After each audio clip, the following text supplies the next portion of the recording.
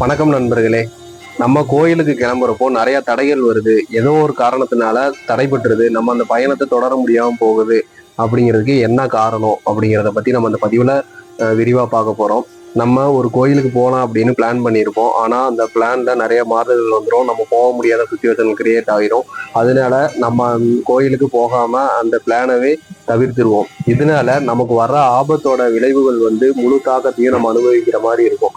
இதே நம்ம அந்த தடைகள் இல்லாம கோயிலுக்கு போயிட்டு வந்திருக்கிறோம் அப்படிங்கிற பட்சத்துல நம்மளோட அந்த தாக்கம் குறையறதுக்கான வாய்ப்புகள் அதிகமா இருக்கு. இப்போ நம்மளோட கர்மா தான் நம்மளுக்கு பல தடைகளை உண்டாக்கி நம்மளுக்கு கோயிலை போக விடாம தடுக்கும்.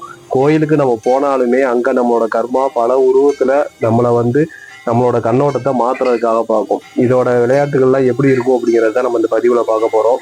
கர்மா தான் முழுக்க முழுக்க காரணம். நம்மளோட இன்பத்துக்கும் துன்பத்துக்கும் நம்ம செஞ்ச பாவ புண்ணியம் தான் முழுக்க முழுக்க காரணம். அப்படி இருக்கிறப்போ நம்மளுக்கு ஒரு கஷ்டம் வருது அப்படின்னா நம்ம முன்னாடி பண்ணின முன்னோர்களால வர்றது, நம்ம பண்ணினது, அதோட பாவ கணக்குல தான் நம்ம அந்த கஷ்டத்தை அனுபவிப்போம். அந்த கஷ்டத்தை தவிர்க்கணும் அப்படிங்கிறதுக்காக தான் நம்ம இறைவனை தேடி நம்ம போவோம். அப்போ கஷ்டங்கள் நமக்கு வரப்போ நம்ம கடவுளை தேடி போறோம் அப்படிங்கிறப்போ அதுக்கு ஒரு முட்டுக்கட்டை போடணுங்கிறதுக்காக தான் கர்மா பல்வேறு வடிவங்கள்லையும் பல்வேறு தடைகளையும் உண்டாக்கி நம்மளை தடுக்க பார்க்கும். ஏன்னா நம்ம கடவுள்கிட்ட நெருங்குறப்போ கர்மா நம்மளை இருந்து குறையும். அது நம்மள்ட்ட இருந்து விலகி நிற்க ஆரம்பிக்கும். அதனால முடிஞ்ச அளவுக்கு நம்மளை கடவுள்கிட்ட நெருங்க விடாம தான் கர்மா நம்மளை விலக்கி வைக்கும்.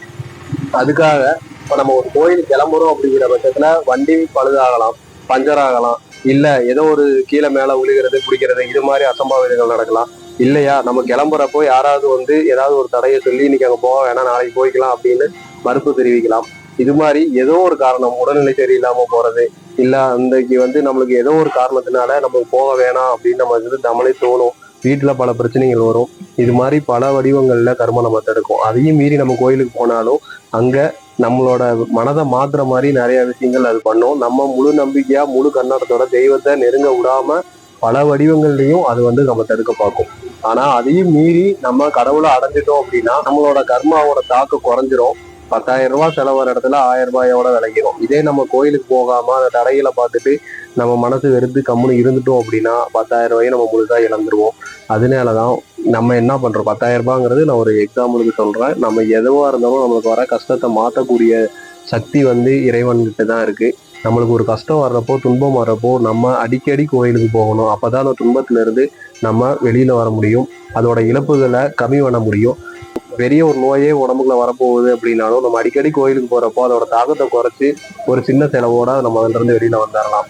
கர்மாவை நம்ம ஒரு சிறிதளவாவது அனுபவிச்சுதான் நம்ம அதுல இருந்து கடந்து வர முடியும். ஆனா நம்ம கோயில்களுக்கு போறப்போ அதோட தாக்கம் குறையும். கோயில்களுக்கு போகாம நம்ம விரக்தியில கடவுள் மேல நம்ம சண்டை கட்டிக்கிட்டு வரவிட மாட்டேங்கிறேன், தடை பண்ணிட்டு இருக்கிறேன்னு சொல்லி நம்ம தேவையில்லாம கடவுள் மேல சண்டை கட்டிக்கிட்டோ இல்ல வெறுத்தோ நம்ம இருந்துட்டோம் அப்படின்னா கர்மாவோட முழு தாக்கமும் நம்ம அனுபவிச்சுதான் ஆக வேண்டும்.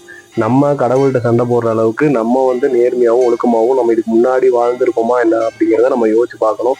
நம்ம எல்லாரும் கடவுளோட குழந்தைகள். நம்ம கடவுளை நெருங்குறப்போ கடவுள் நம்மளை அரவணைச்சு பாதுகாத்துப்பாங்க. சித்தர்களும் முனிவர்களும் இதைத்தான் வற்புறுத்தி இருக்கிறாங்க. நீங்க கெட்டியா பிடிங்க, எந்த ஒரு தெய்வத்தை பிடிங்க, கெட்டியா பிடிங்க, உங்களோட வேண்டுதலை ஆணித்தனமா வைங்க அப்படின்னு தான் சொல்லியிருக்கிறாங்க.